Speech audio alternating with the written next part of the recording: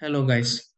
If your Bush TV suddenly stops responding to the remote or even the buttons on the TV itself seem completely unresponsive, it can absolutely frustrating when you are trying to switch channels or adjust settings quickly.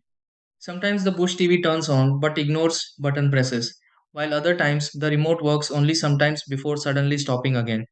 A situation like this can happen because of battery problems, signal interruptions, temporary software glitches, or controls that simply need a quick refresh.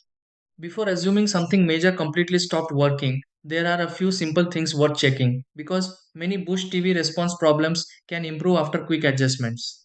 In this video, let's go through several easy steps to help fix a Bush TV remote or buttons not working. Try these. Step 1. Check the batteries inside the Bush TV remote if button presses stop responding suddenly. Step 2. Replace weak batteries in the Bush TV remote if response feels delayed or inconsistent. Step 3. Press buttons directly on the Bush TV to check if the issue comes from the remote only.